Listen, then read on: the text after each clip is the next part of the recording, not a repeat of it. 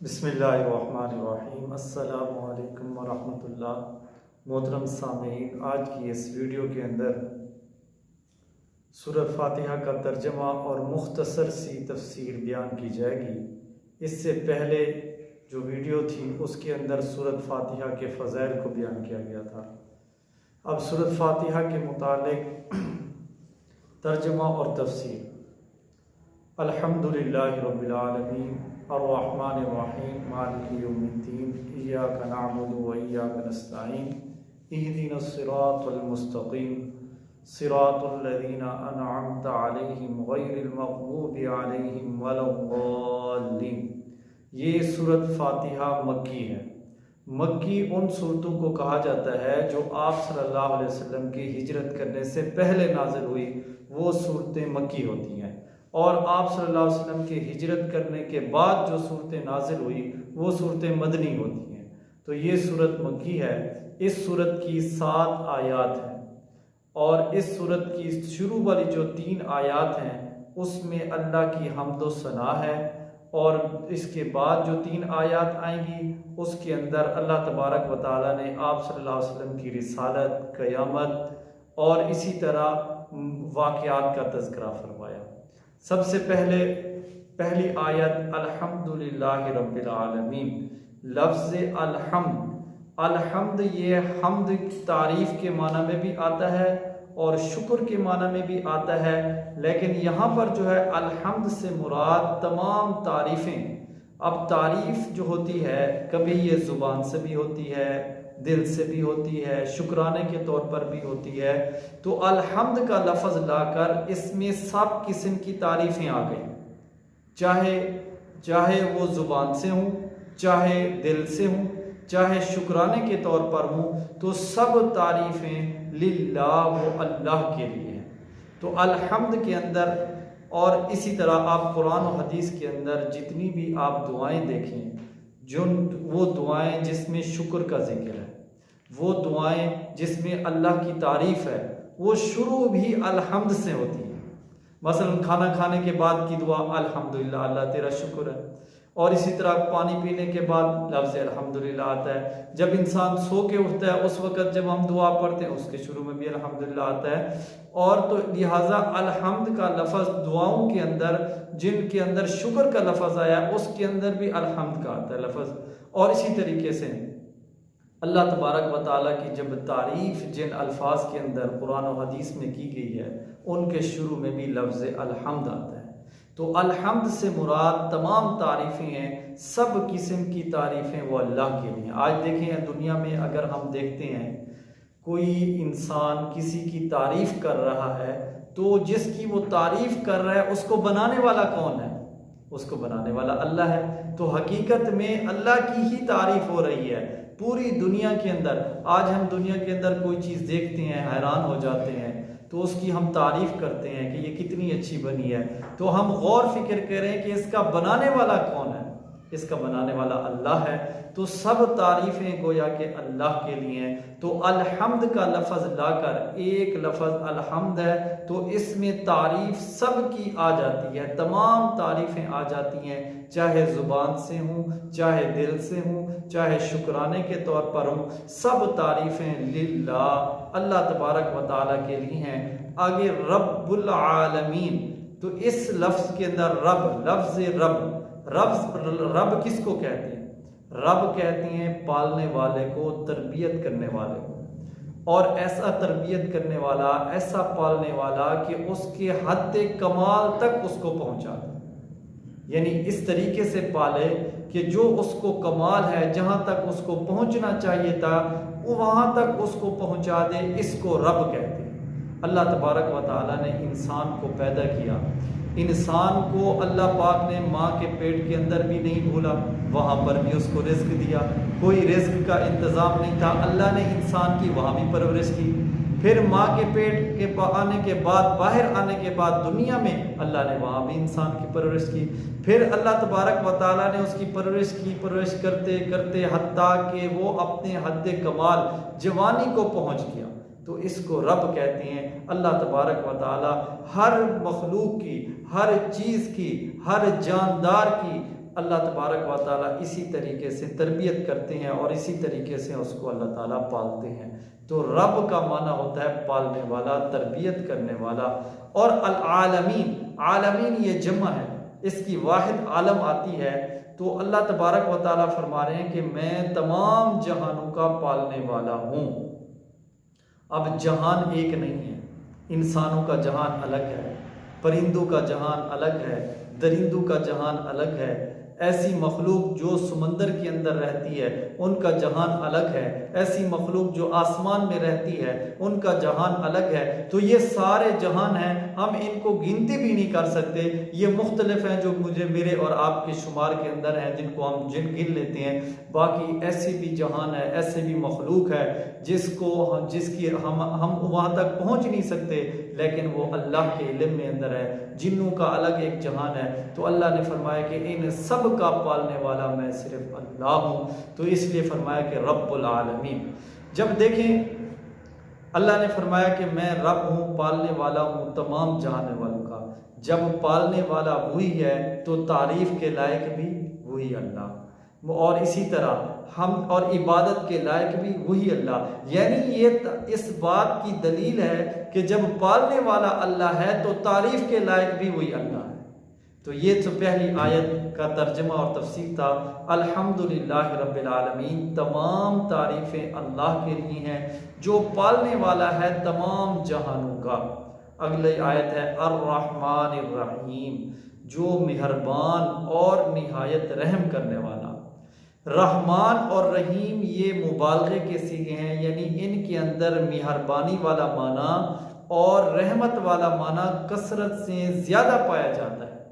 علماء مفسرین کرام، امام بیضاوی رحمۃ اللہ علیہ نے ان میں تھوڑا سا فرق کیا ہے کہ رحمان جو ہے یعنی اللہ کی رحمت دنیا میں عام ہے، مسلمانوں پر بھی ہے، کافروں پر بھی ہے، اللہ کے ماننے والوں پر بھی ہے، نہ ماننے والوں پر، سب پر عام ہے۔ اور الرحیم جو ہے یہ اللہ کی صفت ہمیں دنیا میں نہیں بلکہ جنت کے اندر اللہ کی یہ صفت ظاہر ہوگی کہ وہاں اللہ تبارک و تعالی ایمان والوں کے اوپر بہت زیادہ مہربان ہوں گے۔ تو الرحمن اور الرحیم میں یہ بس تھوڑا سا فرق ہے، بعض اس میں بھی فرق نہیں کرتے، وہ کہتے ہیں اللہ کی مہربانی ہے رحمان کے اندر بھی پائی جاتی ہے اور رحیم کے اندر زیادہ پائی جاتی ہے۔ تو الرحمن الرحیم یہ اللہ کے دو صفاتی نام ہیں، جو مہربان اور نہایت ہی رحم کرنے والا ہے۔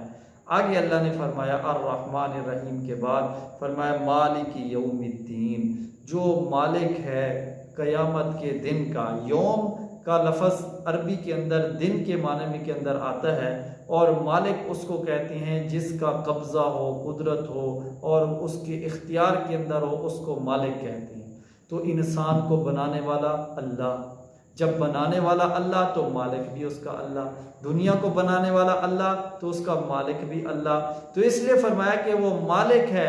یوم کا معنی دن اور دین کا معنی یوم الدین، اس سے مراد قیامت کا دن ہے۔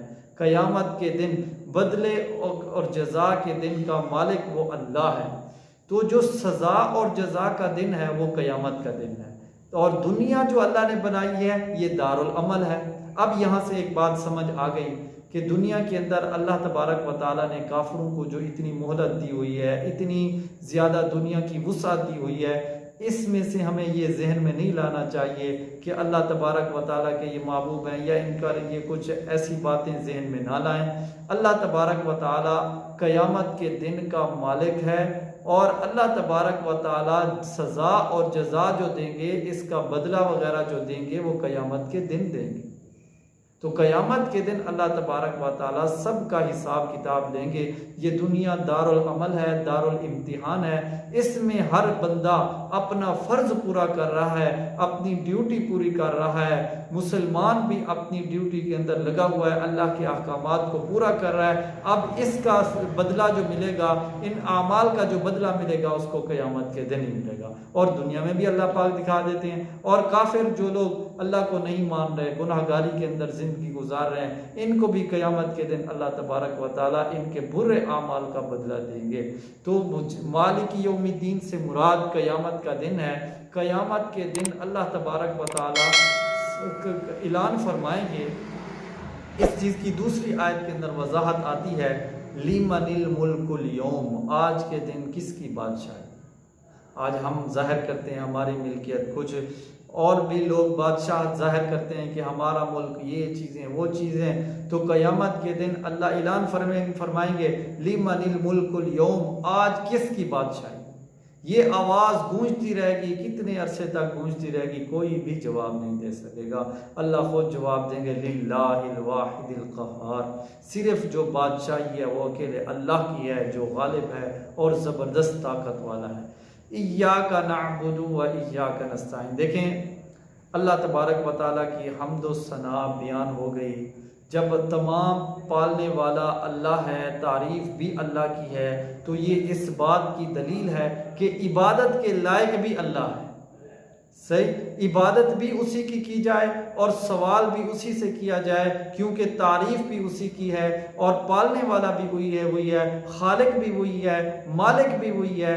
جب سب کچھ وہی ہے تو عبادت کے لائق بھی وہی ہے اور تعظیم کے لائق بھی وہی ہے، شان والا بھی وہی ہے۔ یہی چیز اس کے اللہ پاک نے اسی 3 آیاتوں کے اندر سمجھائی۔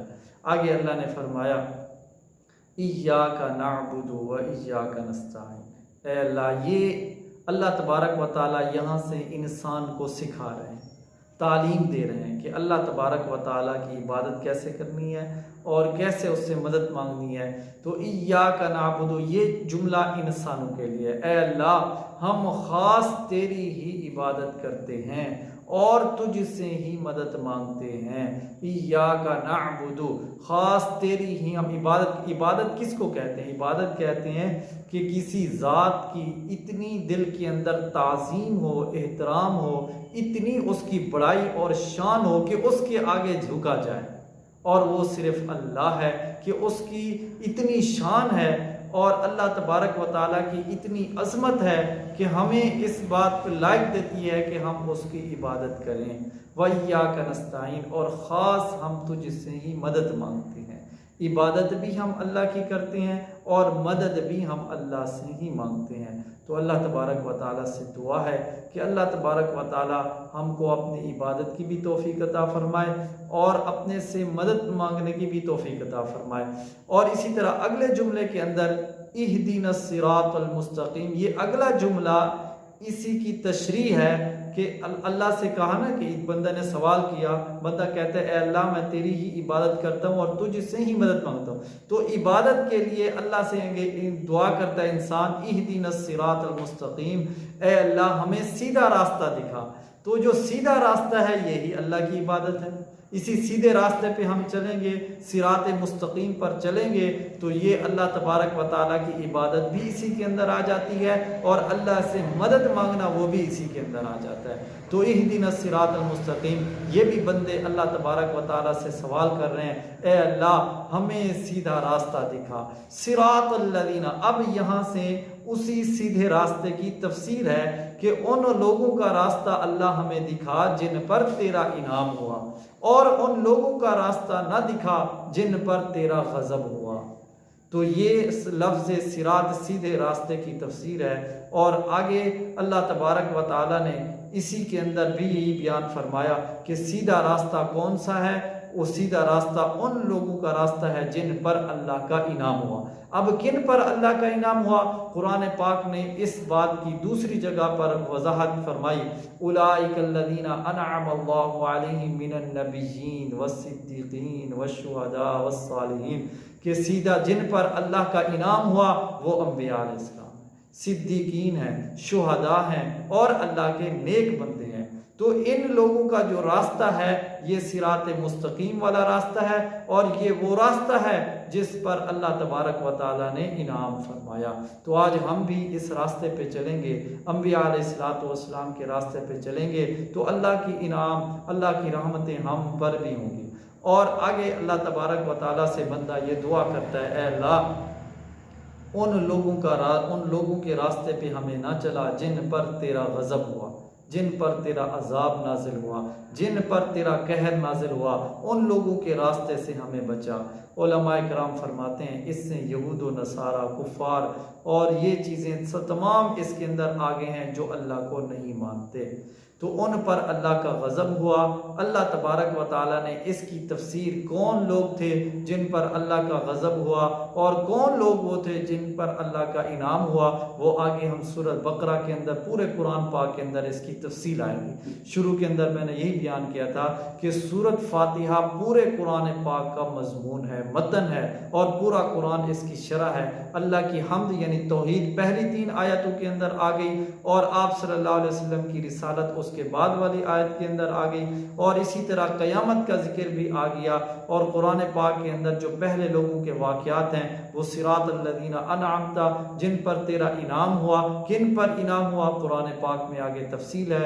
ان انبیاء علیہ الصلوۃ والسلام اور ان قوموں کا جنہوں نے انبیاء علیہ الصلوۃ والسلام کی تعلیمات کو مانا، پوری تفصیل ہے پورے قرآن پاک کے اندر، اور کن لوگوں پر اللہ کا غضب ہوا اس کی بھی پوری تفصیل ہے۔ علماء کرام فرماتے ہیں اس سے یہود و نصارہ مراد ہیں کہ ان پر اللہ کا غضب ہوا، اللہ نے ان سے ناراضگی کا اظہار فرمایا۔ کیوں ناراضگی کا اظہار فرمایا؟ کہ ان کے پاس انبیاء آئے، حضرت موسیٰ علیہ السلام آئے، حضرت عیسیٰ علیہ السلام آئے، ان سے پہلے بھی اور انبیاء آئے، لیکن انبیاء کے آنے کے بعد پھر بھی وہ کیا ہوا ہے؟ حق سے پھر گئے، صراط مستقیم سے پھر گئے، بات کو نہ مانا، اس وجہ سے اللہ کا ان پر غضب ہوا۔ تو جب بھی یہ سورت پڑھیں اس کے آخر میں آمین بھی کہنا چاہیے کہ اللہ تبارک و تعالی ہماری اس دعا کو ہم قبول فرمائے، اور اللہ تبارک و تعالی ہم سب کو صراط مستقیم پر چلنے کی توفیق عطا فرمائے۔ وآخر دعوانا ان الحمد للہ رب العالمین۔